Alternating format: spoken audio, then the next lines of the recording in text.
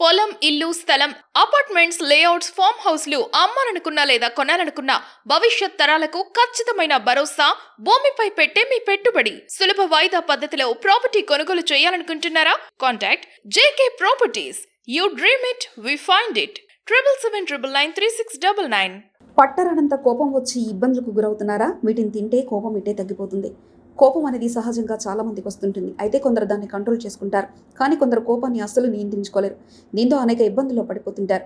అయితే కోపం బాగా వచ్చే సమస్య ఎవరికి ఉన్నా సరే దాని నుంచి బయటపడాలి, లేదంటే అది కొన్ని సందర్భాల్లో తీవ్ర నష్టాన్ని కలుగజేస్తుంది. ఈ క్రమంలో కోపాన్ని తగ్గించుకునేందుకు గాను పలు ఆహారాలను తీసుకోవాల్సి ఉంటుంది. అవేమిటో ఇప్పుడు తెలుసుకుందాం.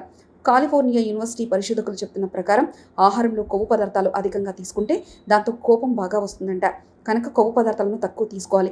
జంక్ ఫుడ్స్, నూనెలో వేయించిన ఆహారాలను తక్కువ తినాలి. దీంతో కోపం ఆటోమేటిక్గా కంట్రోల్ అవుతుంది. ఒమేగా 3 ఫ్యాటీ యాసిడ్లు ఆరోగ్యకరమైన కొవ్వుల జాబితాకు చెందుతాయి.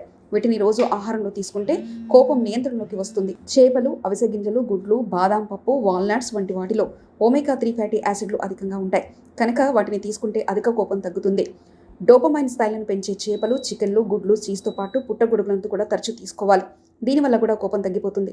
అలాగే పాలకూర, గుమ్మడికాయ విత్తనాలు, పొద్దుతిరుగుడు విత్తనాలను కూడా తీసుకోవచ్చు. సాధ్యమైనంత వరకు స్వీట్లు, చక్కెర ఎక్కువగా ఉండే ఆహారాలను తినడం మానేయాలి. కోపం వచ్చేందుకు ఇవి కారణమవుతాయి. కనుక వీటిని మానేస్తే కోపాన్ని తగ్గించుకోవచ్చు. విటమిన్ డి స్థాయిలు శరీరంలో అధికంగా ఉండేలా చూసుకోవాలి. అందుకుగాను గుడ్లు, పుట్టగొడుగులు, చేపలను తినాలి. అలాగే సూర్యరశ్మిలో ఎక్కువసేపు గడపాలి. దీంతో కూడా విటమిన్ డి లభిస్తుంది.